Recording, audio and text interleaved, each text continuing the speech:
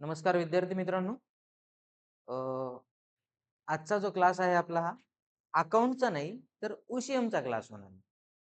म्हणजे आजचा जो लेक्चर बनेल तो ओशियमचा तोही सगळ्यात इम्पॉर्टंट चॅप्टर बनणार आहे.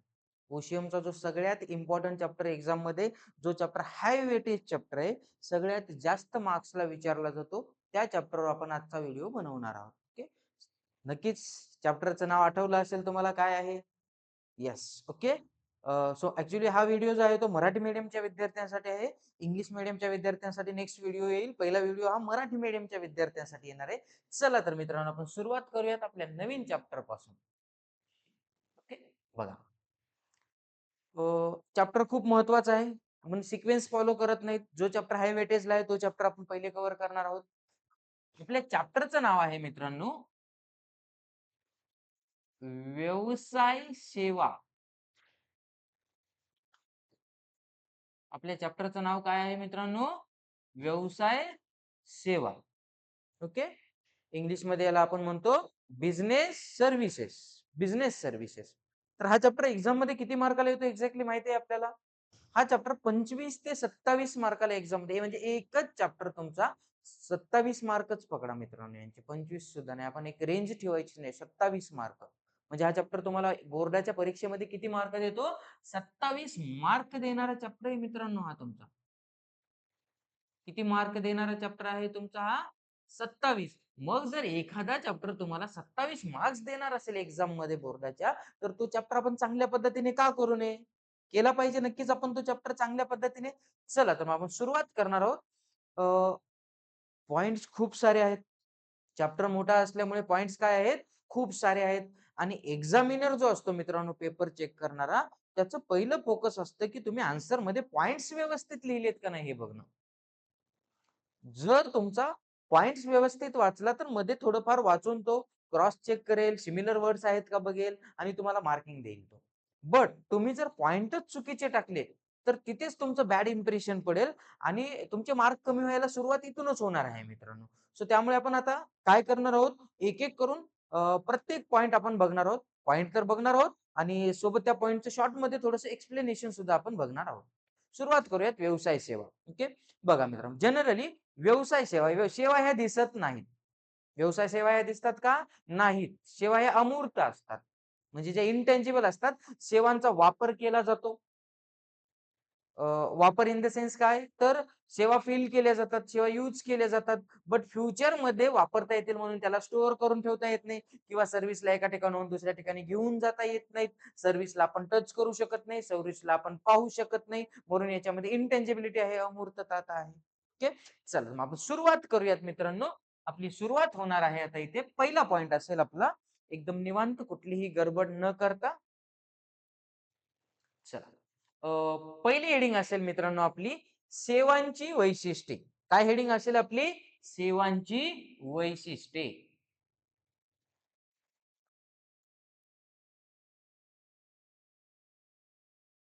सेवांची वैशिष्ट्ये.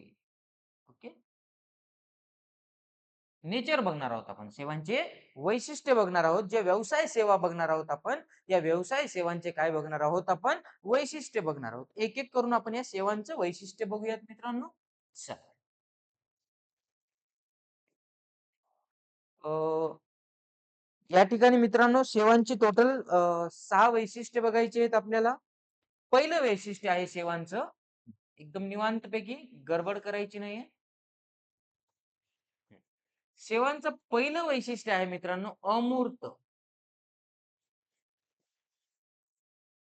सेवा ह्या कशा असतात? अमूर्त असतात. सेवा ह्या कशा असतात मित्रांनो? अमूर्त असतात. अमूर्त म्हणजे काय? सेवा ह्या दिसत नाहीत. त्यांना आपण टच करू शकत नाही किंवा भविष्यातील वापरांसाठी सेवांना आपण स्टोअर करून सुद्धा ठेवू शकत नाही किंवा एका ठिकाणाहून दुसऱ्या ठिकाणी त्यांना आपण वाहतूक सुद्धा करू शकत नाही. म्हणून सेवाचं पहिलं वैशिष्ट्य काय आहे बाळांनो? अमूर्तता. ओके. त्यानंतर दुसरं वैशिष्ट्य आहे सेवांचं अविभाज्य. दुसरं वैशिष्ट्य आहे अविभाज्य.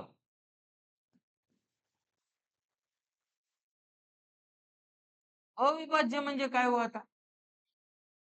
अविभाज्य म्हणजे काय? वेगळं न करता येणार. ओके. मग काय वेगळं करता येत नाही? तर सेवा देणाऱ्यापासून वेगळं करता येत नाही. जो सेवा देणारा असतो, जो सर्व्हिस प्रोव्हायडर असतो, सर्व्हिस प्रोव्हायडरला सर्व्हिस पासून किंवा सर्व्हिसला सर्व्हिस प्रोव्हायडर पासून म्हणजे सेवेला सेवा देणाऱ्यापासून, सेवा प्रदात्यापासून वेगळं करता येत नाही. म्हणजे तुम्ही असं म्हणू शकता का डॉक्टरांना एखाद्या, "डॉक्टर तुम्ही नसेल तर चालतं, मी माझं ऑपरेशन करून घेतो." नाही. म्हणजे सर्व्हिस देताना सर्व्हिस देणारा तिथे काय असला पाहिजे? हजर असला पाहिजे. म्हणून याला अविभाज्य म्हणलं जातं. तिसरं वैशिष्ट्य बघा मित्रांनो, विसंगती. सेवांचं तिसरं वैशिष्ट्य आहे विसंगती.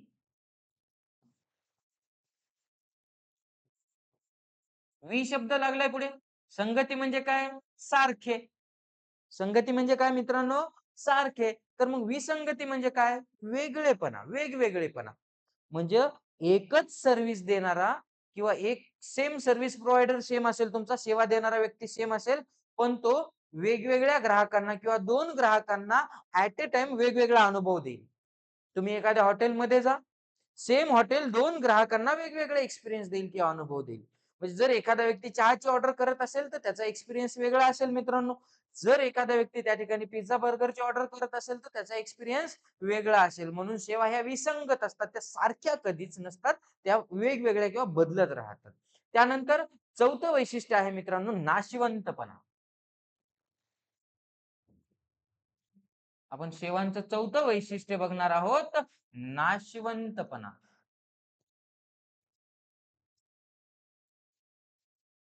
चौथं वैशिष्ट्य काय बाळांनो आपलं? नाशवंतपणा. ओके. नाशवंतपणा का म्हटले हो सेवांमध्ये? कारण सेवा ह्या भविष्यातील वापरांसाठी साठवून ठेवता येत नाहीत. जेव्हा सेवा उत्पादित होतात तेव्हाच त्या वापराव्या लागतात किंवा त्याचा उपभोग घ्यावा लागतो. म्हणून सेवा भविष्यातील वापरासाठी साठवता येत नाहीत आणि भविष्यातील वापरांसाठी सेवा साठवता येत नसल्यामुळे सेवांचा एक गुणधर्म किंवा एक वैशिष्ट्य आहे ते म्हणजे नाशवंतपणा. त्यानंतर मित्रांनो 5वं वैशिष्ट्य आहे अहस्तांतरणीय.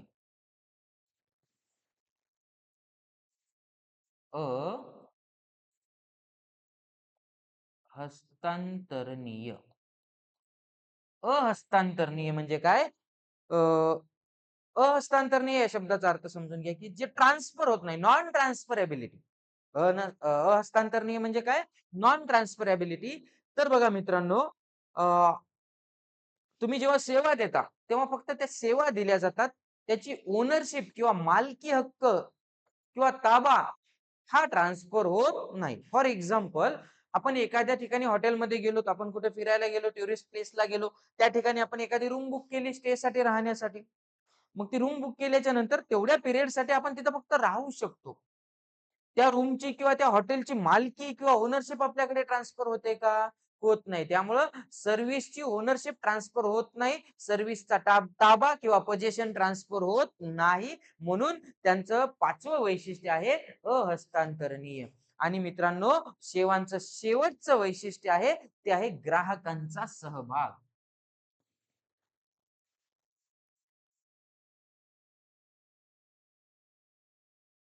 ग्राहकांचा सहभाग.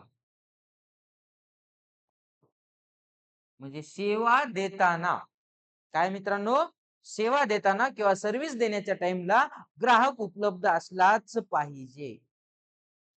म्हणजे सर इथे शिकवतायत तर त्या टाइमाला विद्यार्थी उपलब्ध असलाच पाहिजे. नाहीतर तुम्ही मित्राला कॉल करून सांगला, "सर काय शिकवायलेत बाजूला जमा करून ठेव, उद्या आल्याच्या नंतर घेतो." चालेल? नाही. कारण सर्व्हिस देताना ग्राहक हा तिथे उपलब्ध असलाच पाहिजे. म्हणून सेवांचं शेवटचं वैशिष्ट्य आणि 6वं वैशिष्ट्य आपण बघितलं ग्राहकांचा सहभाग. राहील मित्रांनो लक्षात लक्षात हे पॉइंट? चला पॉइंट लक्षात ठेवा. मधल्या गोष्टी तुम्हाला हळू आठवायला लागतील. एक्झाम मध्ये तुम्ही त्या तशा लिहायला लागसाल. त्या पण सगळ्यात अगोदर तुम्हाला पॉइंट आठवणं खूप गरजेचं असतं. आपण आता सुरुवात करणार आहोत, पुढे जाणार आहोत मित्रांनो. पुढचा पॉइंट आहे, आपण आता व्यवसाय सेवांचे प्रकार बघणार आहोत. पहिले तर आपण व्यवसाय सेवांची वैशिष्ट्ये बघितली आहेत 6. त्यानंतर आपण सुरुवात करणार आहोत व्यवसाय सेवांचे प्रकार. व्यवसाय सेवांचे प्रकार. जनरली मित्रांनो,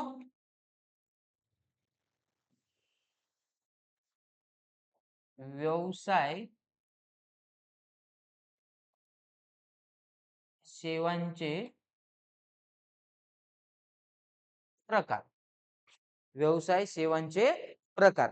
व्यवसाय सेवेमध्ये मित्रांनो आपण टोटल पहिले हेडिंग लक्षात ठेवायच्या. एक एक सेपरेट सर्व्हिस लक्षात ठेवायची नाही आपल्याला. अगोदर या चॅप्टर मध्ये आपल्याला टोटल 5 प्रकारच्या व्यवसाय सेवा शिकायच्या. टोटल किती प्रकारच्या व्यवसाय सेवा शिकायच्यात मित्रांनो आपल्याला या चॅप्टर मध्ये? टोटल 5 प्रकारच्या व्यवसाय सेवा शिकायच्यात. तर त्यांची आपण अगोदर हेडिंग बघून घेऊयात बाळांनो. त्यांची आपण पहिले काय बघून घेऊयात? हेडिंग बघून घेऊयात की ह्या 5 सेवा कोणत्या आहेत. ओके, चला तर मग आपण सुरुवात करूयात या 5 सेवा कोणत्या आहेत ते बघण्याची. व्यवसायासाठी लागणारी सगळ्यात महत्वाची सेवा मित्रांनो बँकिंग. व्यवसाय सेवेमध्ये सगळ्यात महत्वाची सेवा कोणती आहे आपली? बँकिंग. पहिल्यांदा ऐकला का हो मित्रांनो आपण हा शब्द बँक किंवा बँकिंग? नाही. मग आता बँकिंग काय आहे हे आपण डिटेल मध्ये तर शिकणार आहोत. सध्या शॉर्टकट मध्ये लक्षात ठेवा. व्यवसाय सेवांच्या प्रकारामध्ये पहिला प्रकार आहे बँकिंग. त्यानंतर मित्रांनो दुसरा प्रकार येणार आहे आपला विमा. दुसरा काय शिकायचंय आपल्याला 2 नंबरला?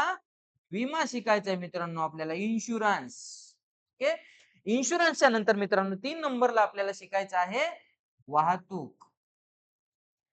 3 नंबरला आपण शिकणार आहोत वाहतूक. वाहतुकीचे प्रकार, वेगवेगळ्या वाहतुकीचे फायदे, वेगवेगळ्या वाहतुकीचे तोटे, या सगळ्या गोष्टी आपण शिकणार आहोत.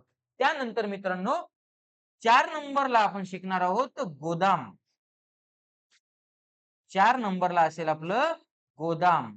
गोदामाचा काय फायदा असतो, गोदाम कशासाठी वापरले जातात, गोदामाचे कार्य काय आहेत, गोदामाचे प्रकार किती आहेत, हे सगळं आपण गोदाम या पॉइंट मध्ये शिकणार आहोत. आणि शेवटची सर्व्हिस असणार आहे मित्रांनो आपली संप्रेषण, किंवा यालाच आपण सोप्या शब्दामध्ये संदेश वहन म्हणतो. संदेश वहन, याला संप्रेषण सुद्धा म्हटलं जातं. याला काय म्हटलं जातं मित्रांनो? संप्रेषण असं सुद्धा म्हटलं जातं. आपण एक एक एक एक करून सेवा सुरू करणार आहोत मित्रांनो. कुठलीही गडबड न करता निवांत चालणार आहे आपला हा चॅप्टर. शॉर्ट मध्ये आपल्याला पूर्ण चॅप्टरचं रिव्हिजन करायचंय. आपण सुरुवात करणार आहोत आपला पहिला पॉइंट, आणि तो म्हणजे कुठला? बँकिंग. ओके, चला मित्रांनो सुरुवात करूयात. बँकिंग पासून सुरुवात करायची मित्रांनो आपल्याला या ठिकाणी. या, कुठलीही गडबड न करता पहिले बघणार आहोत आपण बँकिंग. ओके, या मित्रांनो आपण पहिला पॉइंट बघणार आहोत बँकिंग. आता बँक म्हणजे काय हो? बघा मित्रांनो,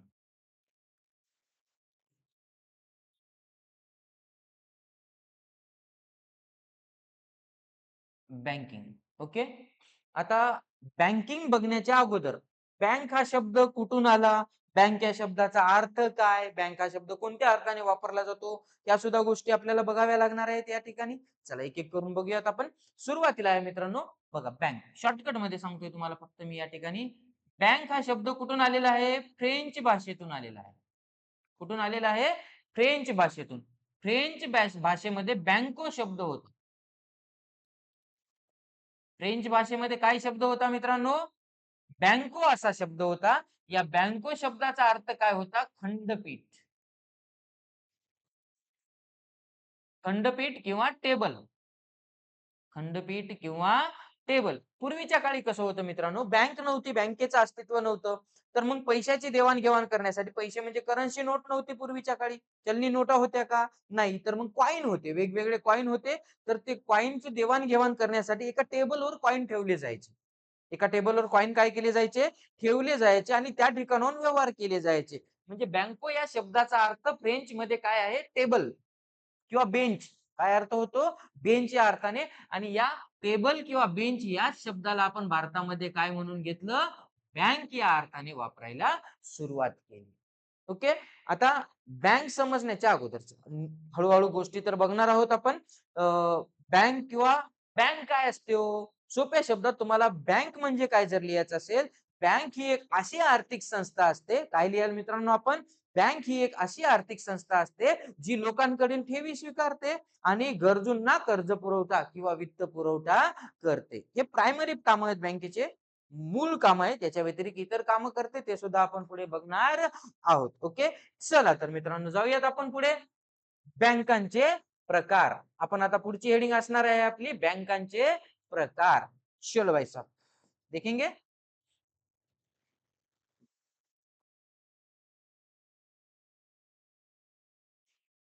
बँकांचे प्रकार. ओके. वेगवेगळ्या बँकांचे प्रकार बघायचे आपल्याला. किती प्रकारच्या बँका असतात ते? जनरली किती प्रकारच्या बँका असतात बेटा आपल्या? 9. किती प्रकारच्या बँका आहेत? 9. There are 9 types of banks. किती प्रकारच्या बँक आहेत? 9. बघा डायग्राम प्रॉपर बघणार आहोत आपण. एक एक करून कुठलीही गडबड न करता आपल्याला सॉल्व्ह करायचे ते प्रॉब्लेम्स. तुम्हाला फक्त अगोदर हेडिंग लक्षात राहिली पाहिजे मित्रांनो. मध्ये आपण डिस्कशन करूयात. पण पहिलं टार्गेट तुमचं काय असेल, की आपल्याला प्रत्येक पॉइंटची काय लक्षात ठेवणे? हेडिंग लक्षात ठेवणे. बँकांच्या प्रकारामध्ये पहिला प्रकार आहे मित्रांनो आपला मध्यवर्ती बँक. कोणती बँक आहे आपली पहिली? मध्यवर्ती बँक. मध्यवर्ती बँकेला आपण सोप्या शब्दात काय म्हणतो? RBI. RBI, reserve bank of India. प्रत्येक देशाची एक मध्यवर्ती बँक असते. तशी भारतामध्ये जी मध्यवर्ती बँक आहे त्या बँकेचं नाव काय आहे? RBI, reserve bank of India. Okay. आता आरबीआय हा शब्द तुमच्या समोर आला की दोन गोष्टी लक्षात आल्या पाहिजे मित्रांनो. एक पहिली 1934. पहिली गोष्ट काय लक्षात आली पाहिजे बाळांनो आपल्या? 1934. 1934 मध्ये स्थापना झाली होती आणि सॉरी मित्रांनो 1934 मध्ये स्थापना नाही, कायदा बनला होता आणि त्यानंतर 1935 मध्ये आरबीआय ची स्थापना झालेली आहे. म्हणजे आरबीआयच्या बाबतीत तुम्हाला 2 वर्ष लक्षात ठेवायचे. एक 1934 जेव्हा आरबीआयचा कायदा तयार केला आणि 1935 ला आरबीआय ची काय केली? स्थापना केली. ही झाली आपली पहिली बँक, मध्यवर्ती बँक. सगळ्यात देशातली सगळ्यात मोठी बँक. आता मध्यवर्ती बँकेचे काम काय आहेत तो? कार्य काय आहेत मध्यवर्ती बँकेचे? सगळ्यात महत्वाचं पहिलं काम चलनी नोटा जारी करणे, नोटा छापणे. दुसरं काम गव्हर्नमेंटची बँक म्हणून काम करणे. तिसरं काम इतर बँकांची बँक म्हणून काम करणे. देशाचे जे आर्थिक धोरण ठरवले जातात त्याच्यामध्ये सहकार्य करणे. असे विविध कार्य आहेत मध्यवर्ती बँकेचे. त्यानंतर मित्रांनो आपण आता दुसरी बँक बघणार आहोत. दुसरी बँक आहे आपली व्यावसायिक बँक.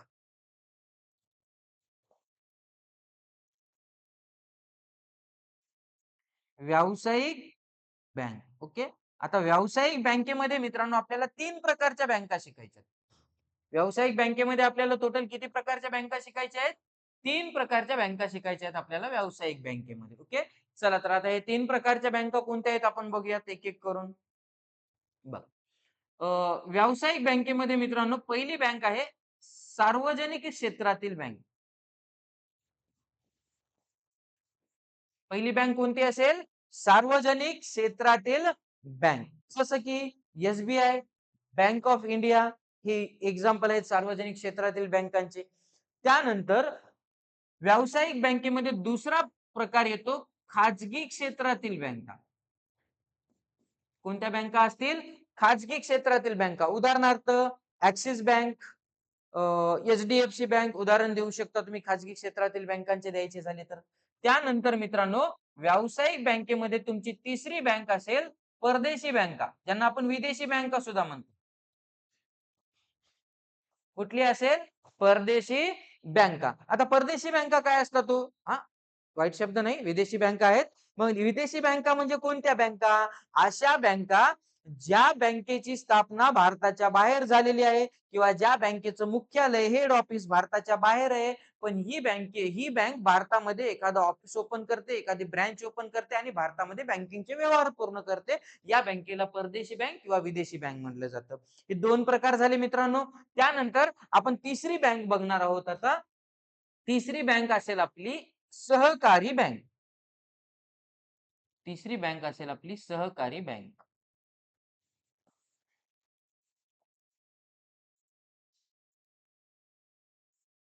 सहकारी बँक.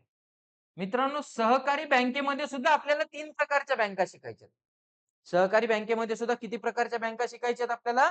टोटल 3 प्रकारच्या बँका शिकायच्या आहेत सहकारी बँकेमध्ये. चला या 3 प्रकारच्या बँका कोणत्या आहेत बघून घेऊयात आपण सहकारी बँकेमध्ये एक एक एक एक करून. चलो. पहिली बँक. सहकारी बँकेमध्ये पहिली बँक असेल आपली प्राथमिक पतसंस्था. पहिली बँक कोणती असेल? प्राथमिक पतसंस्था. प्राथमिक पतसंस्था. प्राथमिक पतसंस्था म्हणजे मित्रांनो अशी बँक असते जी ग्रामीण भागामध्ये काम करते. ही बँक कुठे स्थापन केलेली असते? ग्रामीण भागामध्ये स्थापन केलेली असते. ग्रामीण कारागीर असतील, त्यानंतर छोटे शेतकरी असतील, शेतमजूर असतील, या लोकांना कर्ज पुरवठा करण्याच्या उद्देशाने स्थापन केलेली जी बँक असते, सहकारी बँकेमधलीच प्राथमिक पतसंस्था. त्यानंतर सहकारी बँकेमधली मित्रांनो दुसरी बँक बघायची आपल्याला, जिल्हा मध्यवर्ती सहकारी बँक. जिल्हा मध्यवर्ती सहकारी बँक. जिल्हा मध्यवर्ती सहकारी बँक. आता ही जिल्हा लेव्हलवर स्थापन केलेली बँक असते. प्राथमिक पतसंस्था ग्रामीण भागामध्ये किंवा गाव लेव्हलवर असते. त्यानंतर जिल्हा मध्यवर्ती बँक ही जिल्हा लेव्हलवर म्हणजे संपूर्ण जिल्ह्यातील ग्राहकांचे काम करण्यासाठी किंवा त्यांना कर्ज पुरवठा करण्यासाठी, त्यांच्या इतर बँकिंगचे व्यवहार पूर्ण करण्यासाठी जिल्हा मध्यवर्ती बँक असते. तसेच या प्राथमिक पतसंस्थेला जेव्हा पैशाची कमी पडते, तेव्हा ती कुणाकडून पैसा घेते? जिल्हा मध्यवर्ती सहकारी बँकेकडून पैसा घेते किंवा वित्त पुरवठा करणारी बँक म्हणजे प्राथमिक पतसंस्थेला वित्त पुरवठा करणारी बँक जर कोणती असेल तर ती असेल जिल्हा मध्यवर्ती सहकारी बँक. आणि सहकारी बँकेमध्ये तिसरी बँक आहे राज्य सहकारी बँक. राज्य सहकारी बँक. ओके. आता ही राज्य सहकारी बँकेचं काय काम आहे मित्रांनो? जिल्हा मध्यवर्ती सहकारी बँकेला वित्त पुरवठा करणे किंवा गरज पडल्यास डायरेक्टली प्राथमिक पतसंस्थेला सुद्धा ही वित्त पुरवठा करू शकते. राहतील मित्रांनो या तीन बँका लक्षात. पहिली बँक बघितली आपण मध्यवर्ती बँक, दुसरी बँक बघितली आपण व्यावसायिक बँक. व्यावसायिक बँकेचे तीन प्रकार: सार्वजनिक क्षेत्रातील बँका, खाजगी क्षेत्रातील बँका आणि विदेशी किंवा परदेशी बँका. त्यानंतर आपण बघितल्या सहकारी बँक. सहकारी बँकेचे तीन प्रकार: प्राथमिक पतसंस्था, जिल्हा मध्यवर्ती सहकारी बँक आणि राज्य सहकारी बँक. चला पुढे जाऊयात मित्रांनो. पुढची बँक बघणार आहोत आता, औद्योगिक विकास बँक. चौथी बँक बघणार आहोत आपण या ठिकाणी, औद्योगिक विकास बँक. औद्योगिक विकास बँक. पुढची बँक कुठली आहे मित्रांनो? आपली औद्योगिक विकास बँक. नावातच काय दिले हो? Industrial development bank of India, IDBI. कोणती बँक आहे ही? IDBI, industrial development bank of India. नावात दिले औद्योगिक विकास, म्हणजे या बँकेचा उद्देश कुणाला कर्ज पुरवठा करणे आहे किंवा कुणाला वित्त पुरवठा करणे आहे? उद्योजकांना किंवा व्यावसायिकांना वित्त पुरवठा करणे हा एकमेव उद्देश या बँकेच्या मागचा आहे. मग व्यावसायिकांना हे डायरेक्टली कर्ज पुरवठा करतील किंवा कंपन्यांचे शेअर्स भाग खरेदी करून त्यांना पैसे देतील किंवा त्यांचे कर्ज रोखे असतील, त्यांचे बंधपत्रे असतील किंवा इतर कुठल्याही मार्गाने, पण यांचं मेन टार्गेट काय असेल? उद्योजकांना वित्त पुरवठा करणे. चला त्यानंतर आपण पाचवी बँक बघणार आहोत मित्रांनो, विनिमय बँक. 5 नंबरची बँक असेल आपली विनिमय बँक. विनिमय म्हणजे काय हो? एक्सचेंज. विनिमय या शब्दाचा अर्थ काय होतो? एक्सचेंज किंवा आदला बदल करणे. काय करणे? आदला बदल करणे किंवा एक्सचेंज करणे. कशाची एक्सचेंज होत असेल? विदेशी पैशाची, जी फॉरेन करन्सी असते त्याची एक्सचेंज करण्याचे काम विनिमय बँकेमध्ये केले जातात. फॉर एक्झाम्पल, या बँकेचं मेन काम आहे मित्रांनो आयात निर्यातीला प्रोत्साहन देणे. इम्पोर्ट एक्सपोर्ट जे चालतं याला मोटिवेट करणे किंवा इनकरेज करणे, हे सगळ्यात महत्वाचा उद्देश आहे विनिमय बँकेचा. विनिमय बँकेचं काम आहे बाहेर देशातून काही माल खरेदी करायचा आहे त्यासाठी वित्त पुरवठा करा किंवा फॉरेन करन्सी मध्ये एक्सचेंज करून घेणे, हे काम आहे तुमचे विनिमय बँकेचे. त्यानंतर आपण पुढची बँक बघणार आहोत, प्रादेशिक ग्रामीण बँक.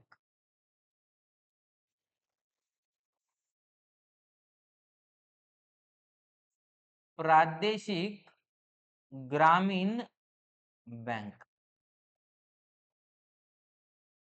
प्रादेशिक ग्रामीण बँक. मित्रांनो प्रादेशिक ग्रामीण बँक, जसे की तुम्ही महाराष्ट्र ग्रामीण बँक नाव ऐकलेले आहे बरेच वेळेस.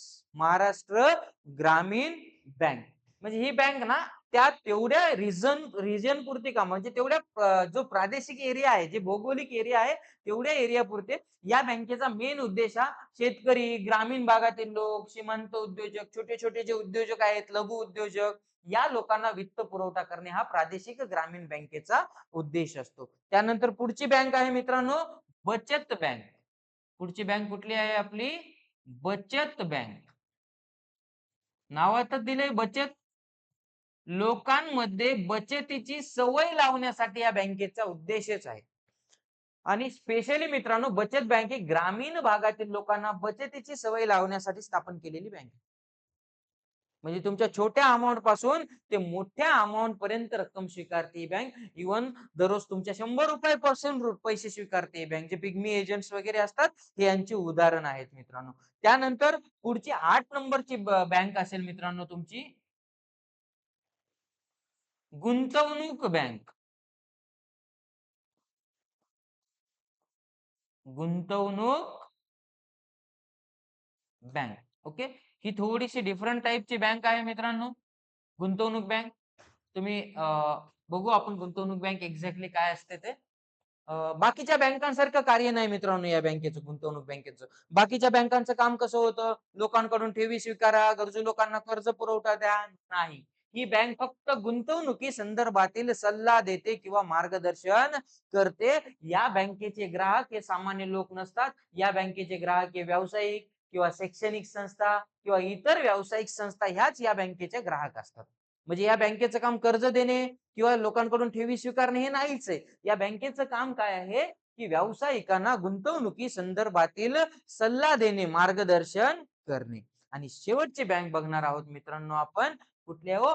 विशेष बँका. शेवटच्या आहेत आपल्या विशेष बँका.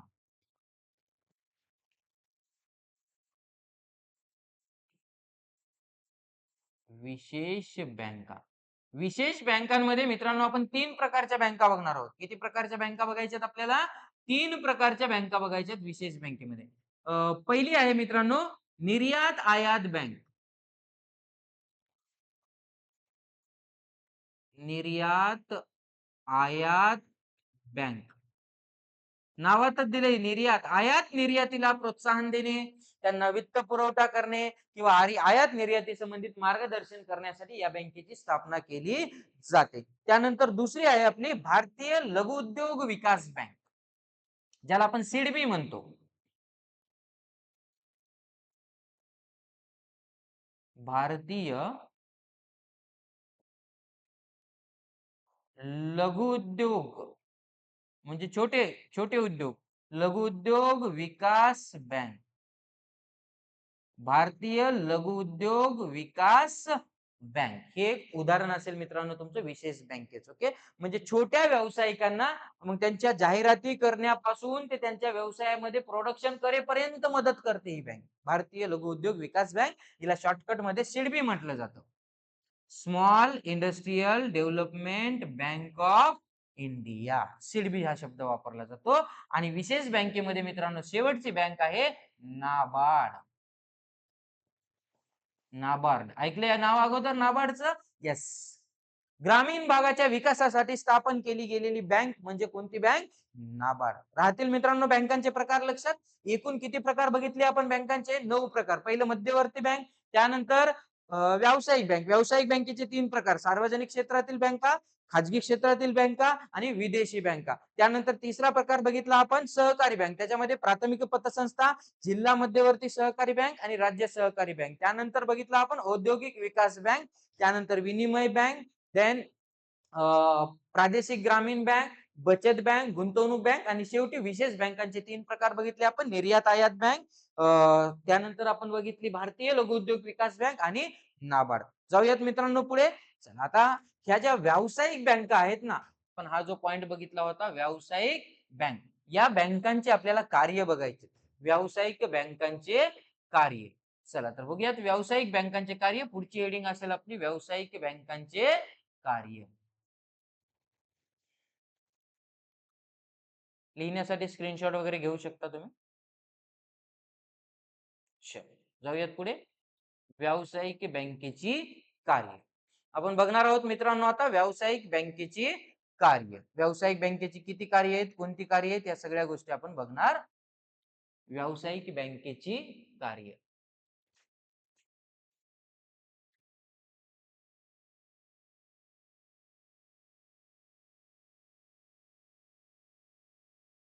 व्यावसायिक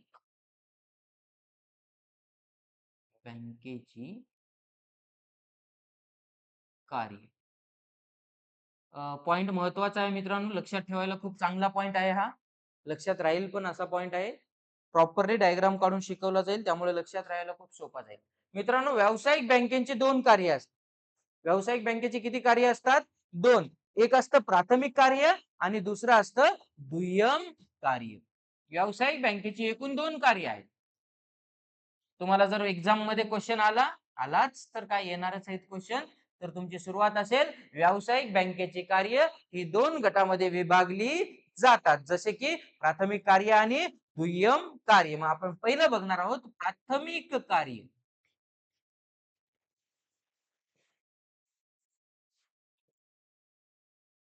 प्राथमिक कार्य. ओके. त्यानंतर मित्रांनो दुय्यम कार्य. दुय्यम कार्य.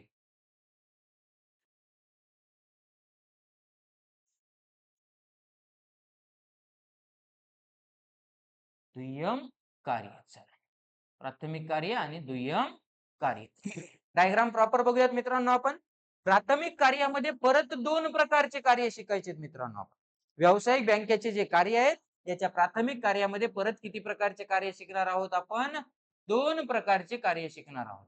बँकेचे जे मेन काम आहे ते दोन काम आहेत मित्रांनो. पहिलं काम ठेवी स्वीकारणे. ठेवी स्वीकारणे.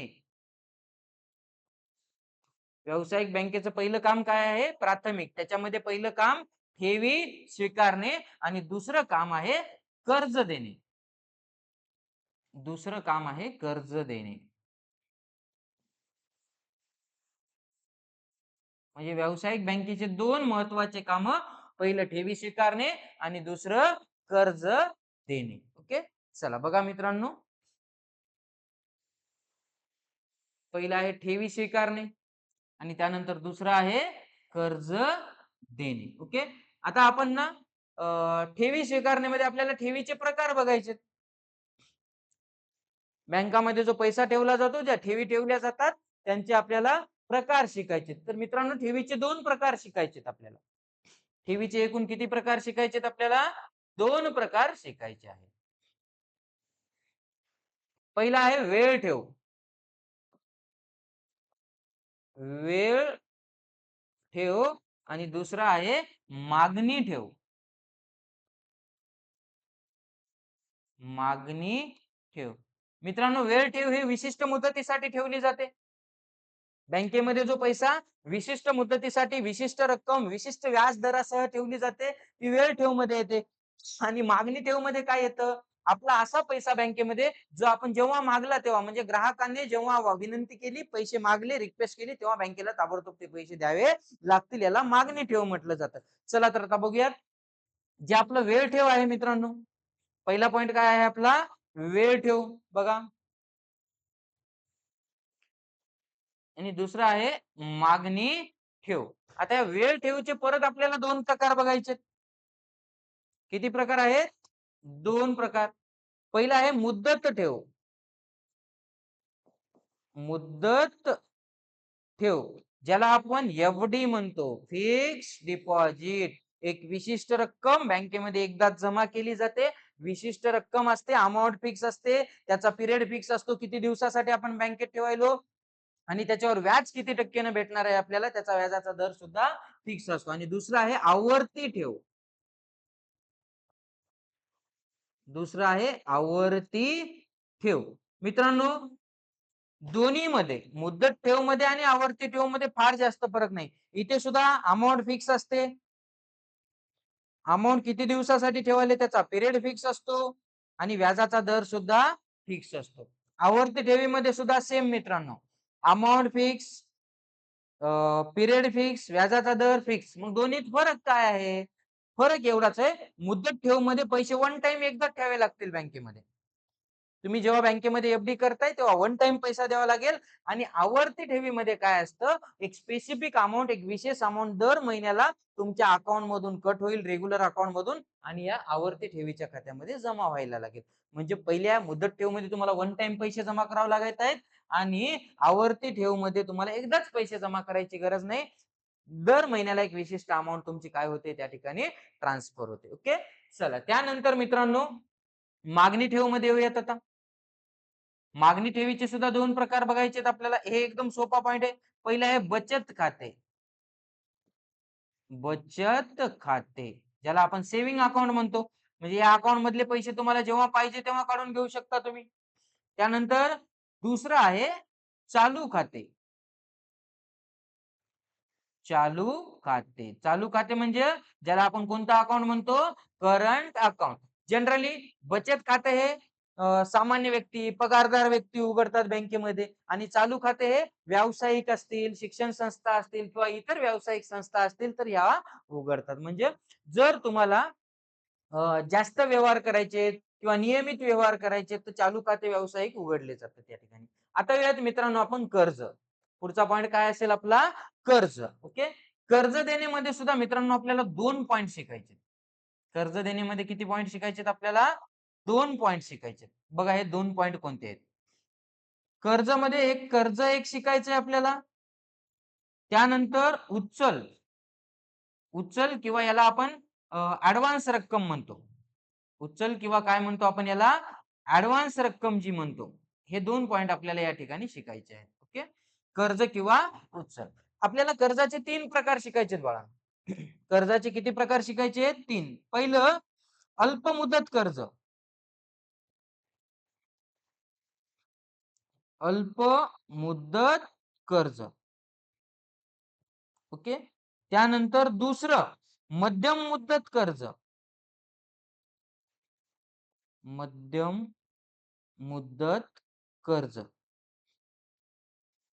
आणि तिसरं दीर्घ मुदत कर्ज. दीर्घ मुदत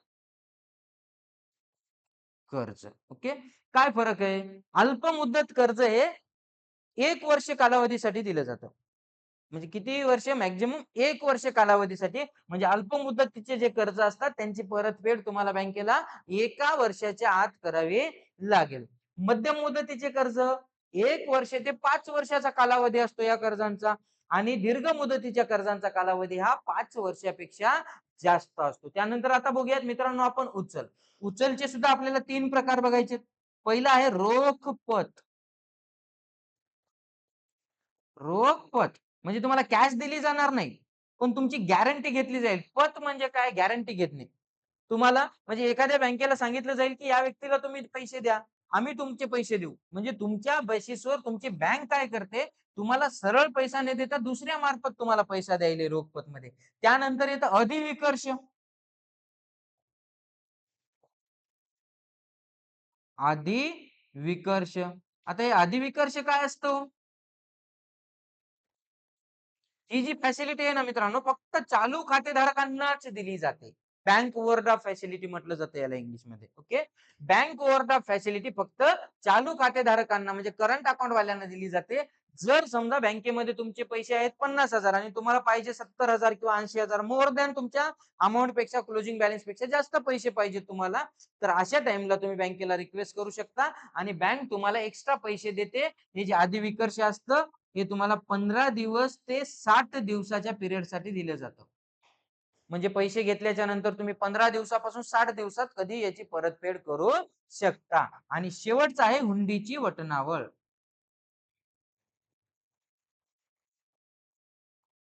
हुंडीची वटणावळ म्हणजे काय हो, जे आपलं बिल ऑफ एक्सचेंज असतं, या बिल ऑफ एक्सचेंजला बँकेसोबत काय केलं जातं, डिस्काउंट केलं जातं. उधारी माल विकलाय, 3 महिन्याच्या पिरियडनं उधारी माल विकलाय, बिल बनवलं, डॉक्युमेंट रेडी आहे. पण पुढचा व्यक्ती आता जो खरेदी करून घेऊन गेलाय तो 3 महिन्याच्या अगोदर पैसे देईल का आपल्याला, देणार नाही. मग पैशाची जर अगोदरच गरज पडली तर काय केलं जाईल, ती हुंडी किंवा जे बिल आहे ते कुठं घेऊन गेले जाणार आपण, बँकेत घेऊन जाणार आणि बँक आपल्याला त्याच्या बदल्यात पैसे देईल, पण डिस्काउंट म्हणल्यामुळे थोडीशी अमाऊंट मायनस करेल आणि त्यानंतर आपल्याला पैसे दिले जातील. राहील लक्षात मित्रांनो? चला, तर हे झाले आपले प्राथमिक कार्य. बघा, व्यावसायिक बँकेची कार्य आपण प्रॉपर पूर्ण डायग्राम तर डिस्कस करूयात. आता येत आपण दुय्यम कार्यांकडे मित्रांनो. दुय्यम कार्यामध्ये सुद्धा आपल्याला दोन प्रकारचे कार्य शिकायचे. किती प्रकारचे कार्य शिकायचे? दोन. पहिलं आहे प्रतिनिधी कार्य. प्रतिनिधी कार्य. ओके. आणि त्यानंतर आहे उपयोगिता कार्य. उपयोगिता कार्य. ओके. किती प्रकारचे कार्य आहेत मित्रांनो या ठिकाणी? दोन प्रकारचे कार्य आहेत. पहिलं आहे प्रतिनिधी कार्य आणि दुसरं आहे उपयोगिता कार्य. ओके. चला बघूयात एक एक करून व्यवस्थित आता. जे प्रतिनिधी कार्य आहेत मित्रांनो, प्रतिनिधी कार्यामध्ये आपल्याला एकूण 5 कार्य शिकायचे. एकूण किती कार्य शिकायचे आपल्याला प्रतिनिधी कार्यामध्ये? 5 कार्य शिकायची आहेत या ठिकाणी. पहिलं असेल नियमित भरणा व देयके. नियमित भरणा व देयके म्हणजे तुमची बँक तुमच्या बदल्यात काम करते. समजा तुमचे लाईट बिल भरायचे असतील महिन्याचे महिन्याला, तुमचे रेंट भरायचे असतील, तुमचे इन्शुरन्सचे पॉलिसीचे हप्ते भरायचे असतील किंवा तुम्हाला कोणाला मंथली अमाऊंट ट्रान्सफर करायची असेल किंवा तुमचे कुणाकडून मंथली पैसे येणार असतील तर ते कलेक्ट करायचे काम सुद्धा बँक करते. म्हणजे तुमचे प्रतिनिधी म्हणून बँक काम करायला मित्रांनो या ठिकाणी प्रतिनिधी कार्यामध्ये. तुमच्या बिहाफवर तुम्हाला फक्त एकदा बँकेला स्टँडिंग इन्स्ट्रक्शन देऊन ठेवावे लागेल. एकदा तुम्हाला ऑर्डर देऊन ठेवावी लागेल, स्थिर सूचना ज्याला म्हणतो आपण. ती सूचना दिल्याच्या नंतर बँक तुमचे हे काम करते. ओके. पहिलं काम आहे नियमित भरणा व देयके. त्यानंतर दुसरं काम आहे पोर्टफोलिओ व्यवस्थापन.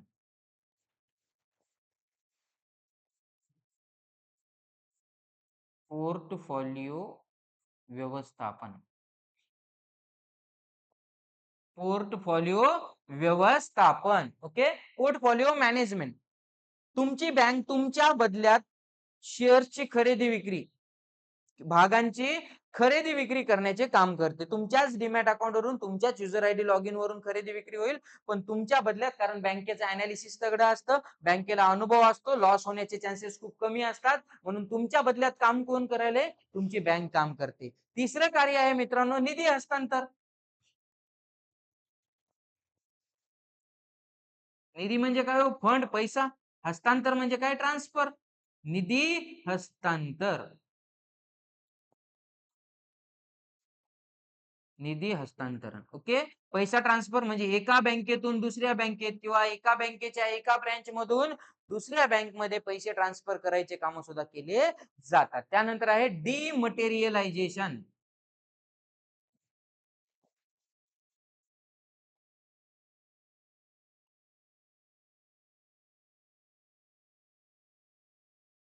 डिमटेरियलायझेशन.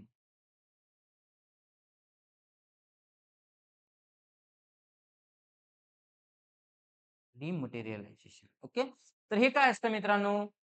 जे भौतिक स्वरूपातील भाग प्रमाणपत्र असतात, जे शेअर सर्टिफिकेट असतात, यांना इलेक्ट्रॉनिक स्वरूपामध्ये ट्रान्सफर करणं किंवा इलेक्ट्रॉनिक स्वरूपामध्ये यांना कन्वर्ट करणं, याला म्हटलं जातं डिमटेरियलायझेशन. डीमॅट फॉर्म मध्ये कन्वर्ट करणं. ओके. त्यानंतर शेवटचं असेल मित्रांनो या ठिकाणी आपलं विदेशी मुद्रा व्यवहार. बाहेर देशातील जी करन्सी आहे ते व्यवहार सुद्धा इथे पूर्ण करून दिले जातील. विदेशी मुद्रा व्यवहार. ओके. चला आता येऊयात आपण उपयुक्तता कार्यामध्ये.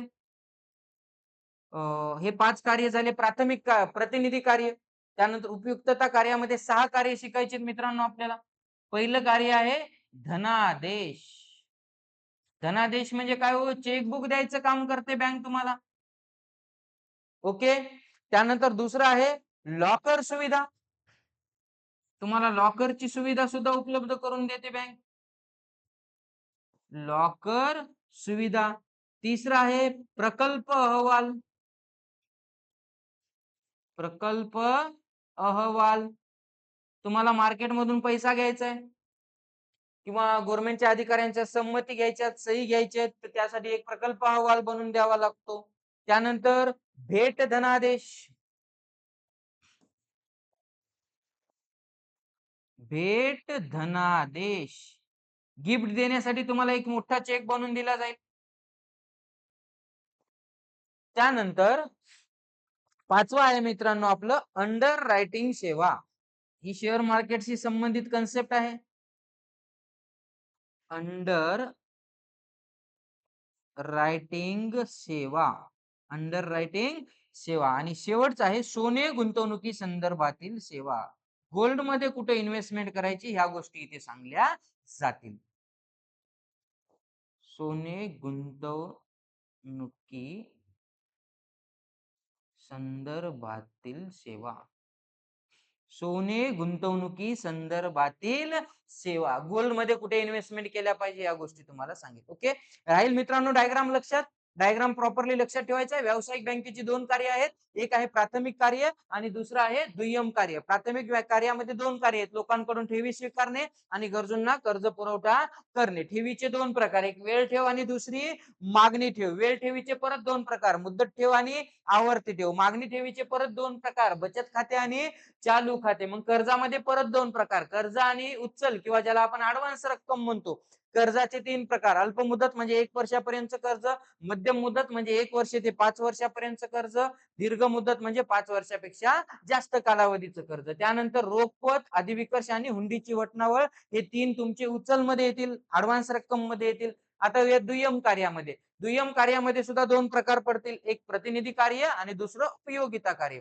प्रतिनिधी कार्यामध्ये आपल्याला 5 कार्य बघितली मित्रांनो आपण. पहिलं नियमित भरणा व देयके, दुसरं पोर्टफोलिओ व्यवस्थापन, तिसरं निधी हस्तांतरण, चौथं डिमटेरियलायझेशन आणि लास्ट विदेशी मुद्रा व्यवहार. त्यानंतर आलो होतो मित्रांनो आपण दुय्यम कार्यामध्ये. दुय्यम कार्यामध्ये धनादेश म्हणजे बँक तुम्हाला चेकबुक देते.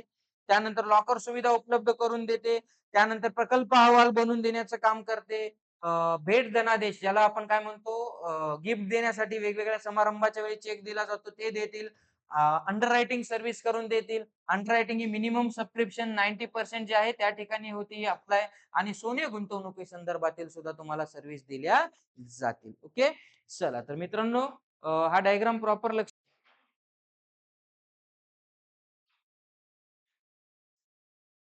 चला मित्रांनो, व्यावसायिक बँकेची कार्य बघितली. बँकिंगचा शेवटचा पॉईंट बघणार आहोत यानंतर आपण. या व्हिडिओचाही शेवटचा पॉइंट असेल तो ई बँकिंग. काय आहे मित्रांनो आपला पुढचा point? E banking. Okay, E banking म्हणजे काय? Electronic banking.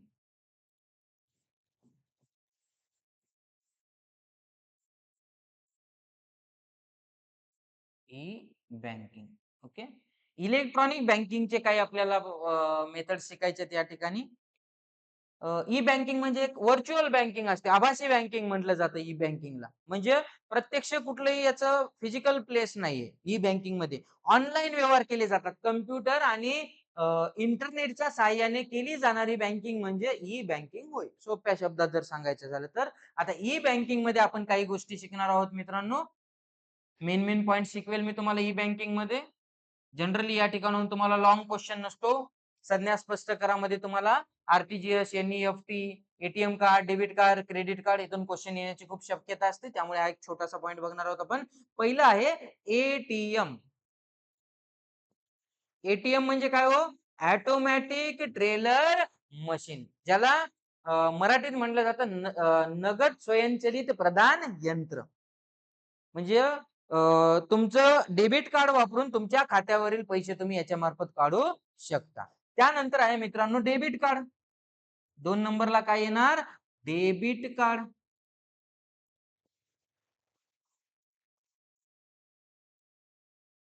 Debit card. Okay, debit card हे प्रत्येक खातेधारकाला दिलं जातं.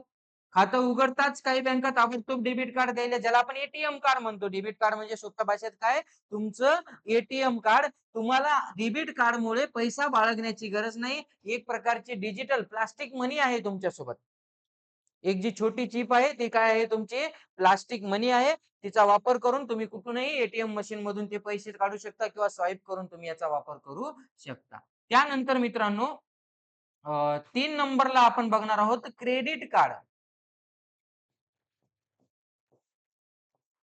Credit card. Okay. Credit card ही बँक त्यांच्या खातेधारकांना किंवा इतरांना सुद्धा देते. म्हणजे बँकेचा पैसा वापरण्याची संधी दिली जाते क्रेडिट कार्डमुळे.